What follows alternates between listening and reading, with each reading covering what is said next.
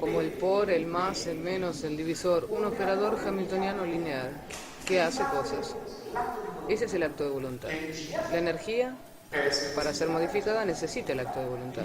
Por lo tanto, yo distingo estas dos cosas. En cambio, lo que yo escuché es que la voluntad crea la energía. La voluntad, si quiere, crea la energía. Crea no lo sé, la modifica. La conciencia, a través del acto de voluntad, crea la energía, eso sí. La conciencia es Dios, puede hacer lo que quiera. Disculpe, si usted dice que no existe la reencarnación, por lo que explicó del espacio y del tiempo, quiere decir que no reencarnaremos más, menos mal. No sé si leyó el último libro de Brian Weiss, donde habla de progresión en vez de regresión.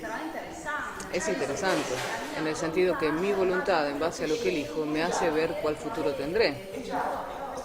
Y sí, el hecho que él haya escrito sobre la progresión en hipnosis nos hace precisamente entender que no existe ni el pasado, ni el presente, ni el futuro.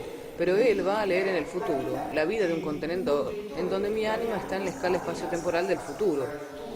Porque si existiera la reencarnación, él tendría que leer solamente en el pasado y en el presente. El futuro no existe todavía. En cambio, él lee también en el futuro, demostrando que el futuro está copresente con el pasado. Se está pisando el mismo. Sí, pero no logra entender, porque si uno recuerda haber estado o haber sido una sacerdotisa egipcia en un tiempo, el pasado tiene que haber existido. Claro, pero es un pasado técnico. Es decir, en realidad no se recuerda, sino que su lector del disco va a leer en ese instante otra de sus existencias. Pero no está en el pasado allá, está en el pasado acá, un pasado coexistente con el presente. Por lo tanto, es como la teoría que prácticamente dice que en este momento estoy aquí, pero al mismo tiempo soy otra persona con otra vida que me gustaría tener. Sí, exacto, sí, sí. Y esto es también para el futuro. O sea, yo tengo otro contenedor ubicado en el futuro donde está mi parte anímica que está viviendo en el futuro. Y si como mi parte anímica es una sola, su parte consencial cada tanto intercambia las informaciones entre los diferentes contenedores. Todo esto podría ser explicado con la teoría de los universos paralelos. Se trata simplemente de cambiar los ejes cartesianos y el nombre de las cosas, que no es tan importante. El universo es cuantizado. Aquí hay seguramente niveles cuantizados del universo. Pero estos universos cuantizados son un universo solo, técnicamente como siempre.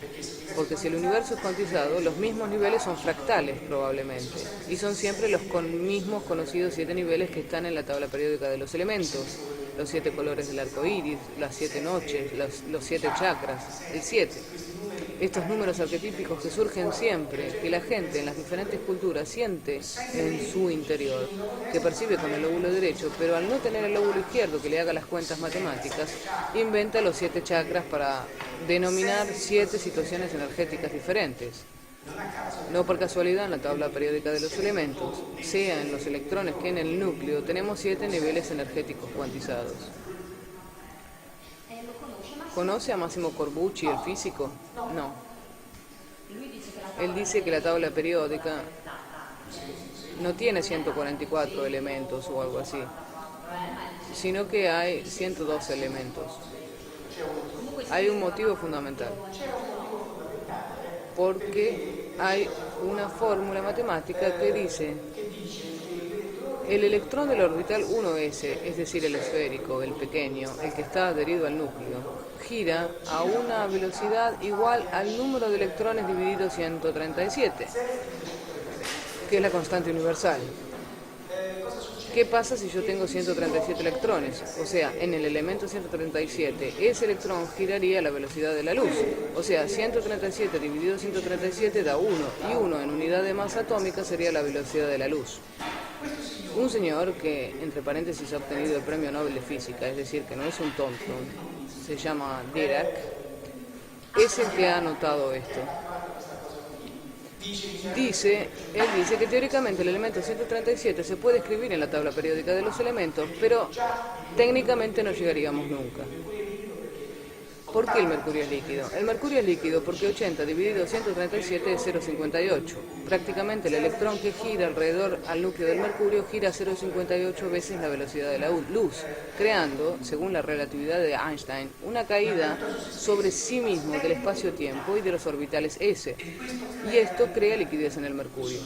Estos son trabajos de química de los años 60, 70, los efectos relativísticos en la tabla periódica de los elementos. Sí, se habló de la tabla periódica con 144 elementos. La ciencia oficial nos enseña todavía así. Pero si uno lee lo que usted ha escrito, entonces entiendo poco. Cierto, una cosa es dar la cuenta hecha así, y otras son los efectos relativísticos que producen limitaciones graves. Es decir, la tabla periódica de los elementos llega hasta un cierto punto. Luego no se puede ir más allá, no resiste. De hecho, se nota que los transuránicos tienen una duración inferior, y está esta contracción de los orbitales S derivada de este hecho. Leí, me parece, en Scientific American, que hay estudios que parece que hay islas de estabilidad que se presentan también con pesos atómicos muy elevados. Además, científicos rusos habrían hecho cálculos y parecería que justo hacia el elemento 115 esté esta isla de estabilidad. Y qué casualidad que es el mismo número del que se está hablando. Por ejemplo, el eka-bismuto, no es que alguien lo vio.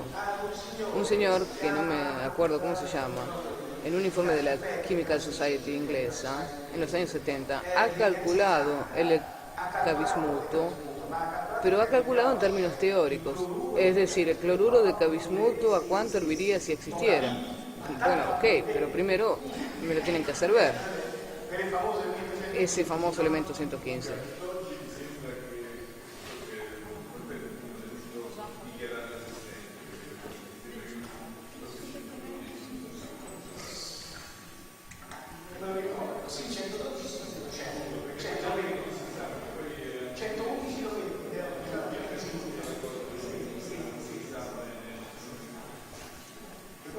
Con respecto al magnetismo,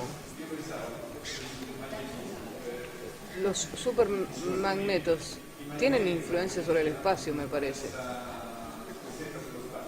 Pero con respecto al espacio-tiempo, me quedé un poco perplejo. Personalmente lo encuentro un poco extraño. ¿Pero usted conoce algo sobre esta conexión con el magnetismo? Sí, hay algo interesante. Hace muchos años hablé con Philip Corso, y él me dijo que llegó un pedazo de material de Roswell que habían tratado con rayos X y que estos habían puesto en evidencia que este fragmento estaba hecho de paladio, iterbio e hidrógeno con una estructura lineal.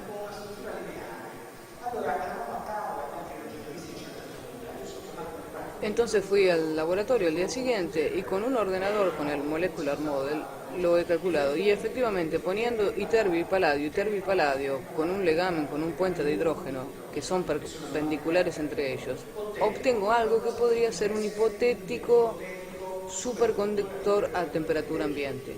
Porque el átomo de paladio con el del iterbio se compenetran uno dentro del otro. O sea, los electrones superficiales del paladio hacen un hilo eléctrico con los electrones del iterbio a temperatura ambiente, porque los dos orbitales externos se sobreponen uno al otro perfectamente, teniendo presente el legamen con puente de hidrógeno. Él, Philip Corso, me dijo entonces que no se sabía sintetizarlos. Hoy yo podría hacerlo con la técnica de MVS, vaporización del metal. Metal Vapor Synthesis. Pensaba que había una relación entre la gravitación y el magnetismo. Esto quería decir con el fragmento que ellos habían analizado. Era un superconductor a temperatura ambiente, eso significa. Final. Gracias a ustedes.